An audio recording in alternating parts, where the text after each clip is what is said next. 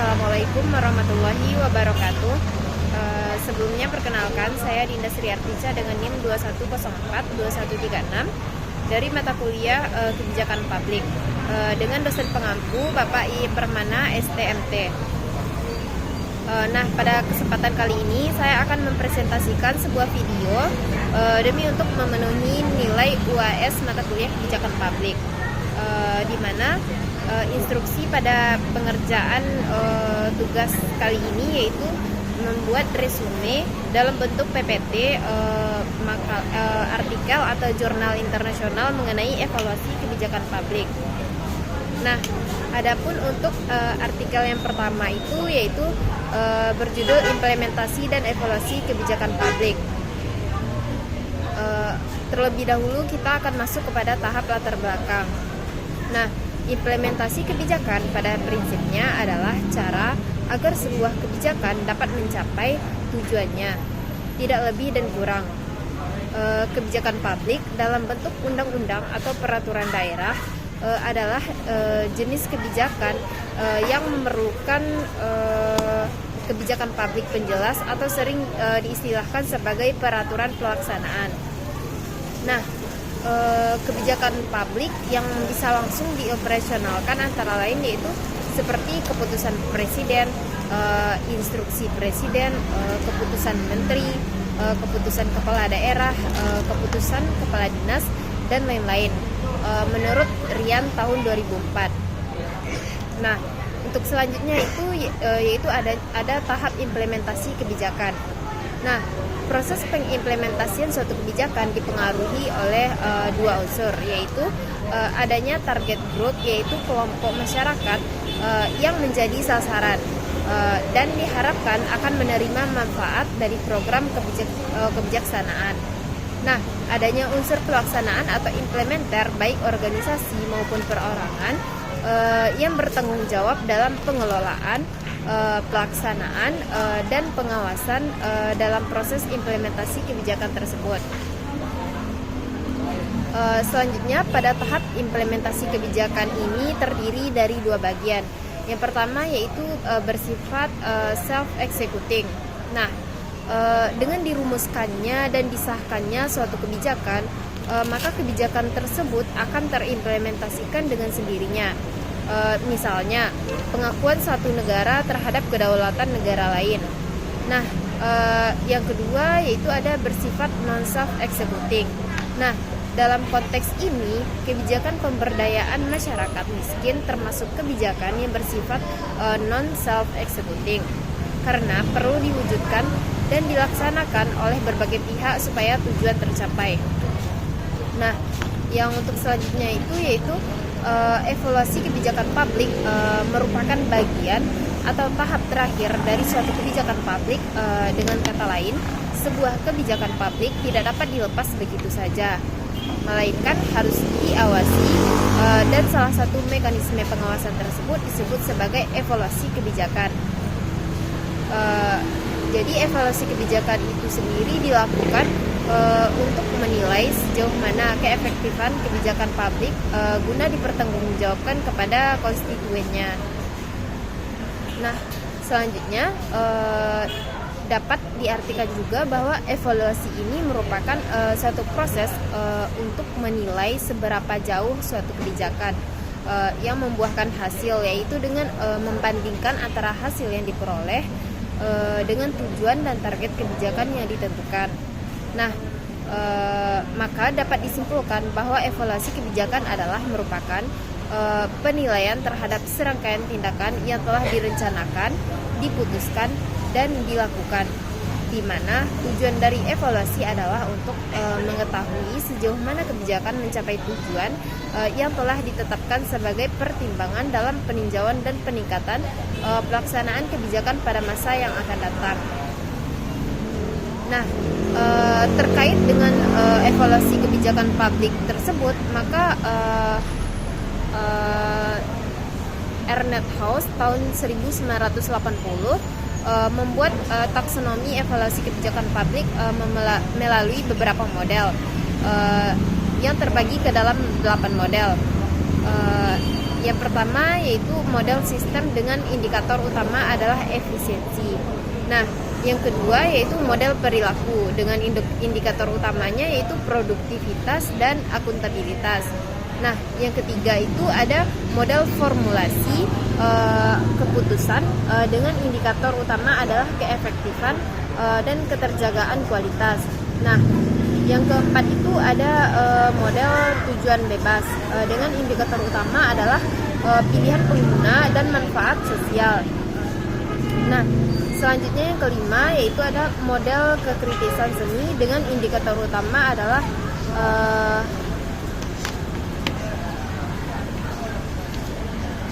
kesadaran yang semakin meningkat.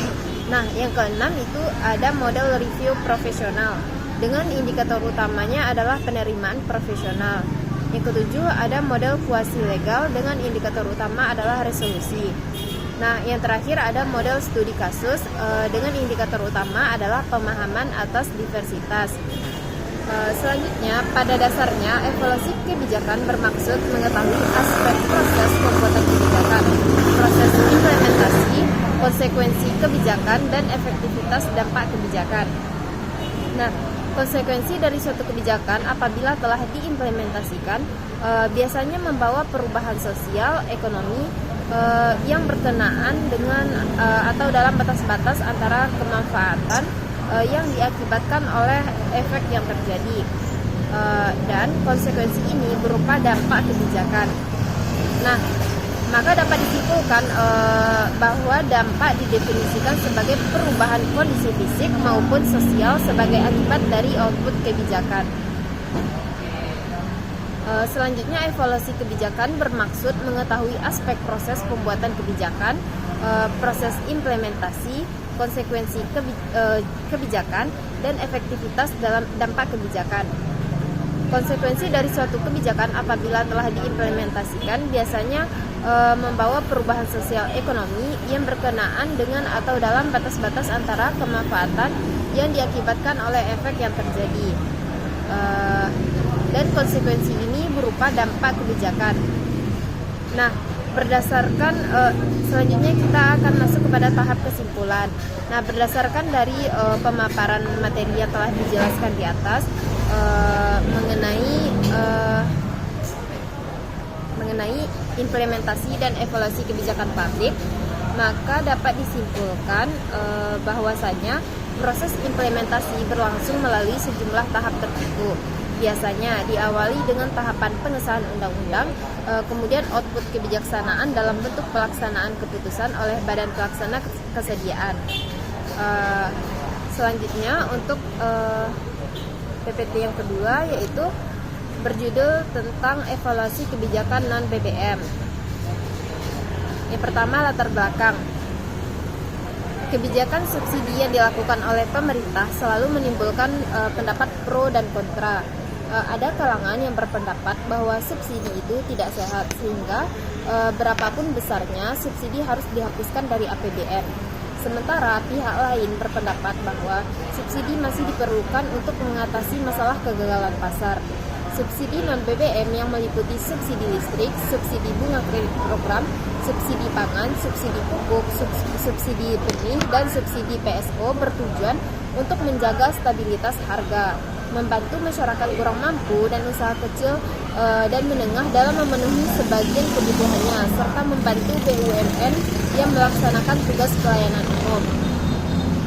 Nah, dalam evaluasi kebijakan BBM ini terbagi menjadi beberapa bagian. Yang pertama yaitu adanya beban fiskal subsidi non-BBM. Nah, beban fiskal subsidi non-BBM dapat dilihat pada grafik dari referensi yang telah dipaparkan, bahwasanya berdasarkan grafik tersebut terlihat bahwa subsidi non-BBM mengalami penurunan yang cukup signifikan selama periode tahun 2000 sampai 2004. Nah, hal ini sesuai dengan kebijakan pemerintah untuk mengurangi subsidi secara bertahap. Akan tetapi pada tahun 2005 terjadi lonjakan beban subsidi non-BBM yang besar. Nah, hal ini terjadi karena perubahan asumsi APBN yang mengalami kenaikan seperti harga minyak dunia, inflasi, dan suku bunga. Nah, yang selanjutnya itu ada subsidi listrik. Subsidi listrik hanya diperuntukkan bagi pelanggan listrik tertentu yang menjadi sasaran subsidi, yaitu kelompok pelanggan sosial S1 dan S2, rumah tangga atau R1, bisnis atau B1, dan industri atau I1, dengan daya terpasang sampai dengan 450 volt untuk konsumsi sampai dengan 60 kWh per bulan. Subsidi diberikan dalam bentuk penetapan tarif dasar listrik atau TDL di bawah harga pokok produksinya bagi kelompok tersebut, sehingga akan lebih mencerminkan keadilan dan pemerataan. Subsidi listrik ini disalurkan melalui PT PLN. Nah, selanjutnya itu ada subsidi bunga kredit program. Subsidi bunga kredit program adalah subsidi yang disediakan untuk menutup selisih antara bunga pasar dengan bunga yang telah ditetapkan lebih rendah oleh pemerintah untuk berbagai skim kredit program seperti kredit ketahanan pangan atau KKP, kredit koperasi primer untuk anggota atau KKPA, kredit usaha tani, kredit koperasi, kredit pemilikan rumah sederhana atau KPRS, dan kredit pemilikan rumah sangat sederhana atau KPRSS, termasuk beban risiko atau risk sharing bagi kredit yang tidak dapat ditagih kembali atau default. Nah, tujuan dari subsidi bunga kredit program ini adalah untuk membantu masyarakat dalam memenuhi kebutuhan pendanaan dengan tingkat bunga yang lebih rendah dari bunga pasar. Nah, selanjutnya itu ada subsidi pangan. Subsidi pangan sendiri adalah subsidi yang diberikan dalam bentuk penyediaan beras murah untuk masyarakat miskin atau raskin melalui program operasi pasar khusus atau OPK beras bulog. Subsidi pangan bertujuan untuk menjamin distribusi dan ketersediaan beras dengan harga yang lebih murah dan terjangkau oleh masyarakat miskin. Subsidi ini disalurkan melalui Perum Bulog. Besaran alokasi anggaran subsidi pangan dipengaruhi oleh yang pertama yaitu ada harga pokok pembelian beras atau HPB, dan yang kedua yaitu jumlah keluarga miskin yang menjadi sasaran subsidi. Nah, melalui subsidi pangan ini, setiap kepala keluarga miskin yang menjadi target subsidi akan menerima 20 kg beras per bulan selama 12 bulan dengan harga Rp1.000 per kilogram. Nah, untuk selanjutnya itu ada subsidi benih. Subsidi benih adalah subsidi untuk pengadaan benih unggul padi, kedelai, jagung hibrida, jagung komposit, dan ikan budidaya, sehingga petani bisa mendapatkan benih berkualitas dengan harga yang terjangkau, sehingga diharapkan produksi dapat meningkat dan dapat melakukan ekspor. Nah, subsidi ini disalurkan melalui perusahaan negara penyedia benih yaitu PT Sanhyang Seri atau Persero, PT Pertani atau Persero, dan penangkar swasta dalam koordinasi PT Sanhyang Seri dan PT Pertani, serta unit pelaksana teknis atau UPT pusat di lingkungan Departemen Kelautan dan Perikanan. Nah, penentuan besar subsidi benih menggunakan rumusan matematis yang hampir sama dengan subsidi pupuk, yaitu subsidi benih sama dengan harga pasar kurang head kali volume. Selanjutnya itu ada subsidi BUMN PSO. Pemerintah dapat menggunakan BUMN untuk menyediakan barang dan jasa kepada masyarakat. Menurut Undang-Undang Nomor 19 Tahun 2003 tentang Badan Usaha Milik Negara, pemerintah dapat memberikan penugasan khusus kepada BUMN untuk menyelenggarakan fungsi kemanfaatan untuk tetap memperhatikan maksud dan tujuan kegiatan BUMN. Nah, penugasan ini disebut juga sebagai kewajiban pelayanan umum atau Public Service Obligation atau PSO. Nah, apabila penugasan tersebut menurut kajian secara finansial tidak visibel, maka pemerintah harus memberikan kompensasi atau atas semua biaya yang telah dikeluarkan oleh BUMN termasuk margin yang diharapkan. Hal ini berarti BUMN wajib menyisihkan sebagian pendapatannya untuk membiayai penugasan PSO. Jadi biaya penugasan PSO berasal dari subsidi silang atau cross subsidi unit usaha BUMN yang menguntungkan atau subsidi pemerintah. Terdapat intervensi politik dan penetapan harga. Nah, Berdasarkan dari pemaparan materi di atas mengenai evaluasi kebijakan non-BBM, maka dapat disimpulkan bahwasannya secara total beban subsidi non-BBM relatif stabil dari tahun ke tahun, walaupun ada beberapa subsidi yang mengalami penurunan. Akan tetapi ada juga subsidi yang justru mengalami kenaikan. Beban subsidi listrik, bunga kredit program, dan pangan mengalami penurunan pada tahun 2006. Sedangkan beban subsidi pupuk dan benih mengalami peningkatan. Lalu, subsidi non-BBM masih diperlukan oleh mereka yang memiliki keterbatasan daya beli.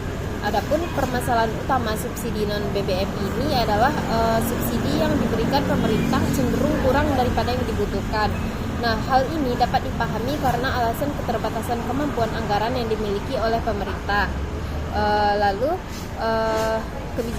Dengan adanya kebijakan subsidi itu yang dilakukan oleh pemerintah akan menimbulkan pendapat pro dan kontra tentunya dari masyarakat. Baiklah, sekian pemaparan materi dari saya. Adapun dari kedua PPT di atas,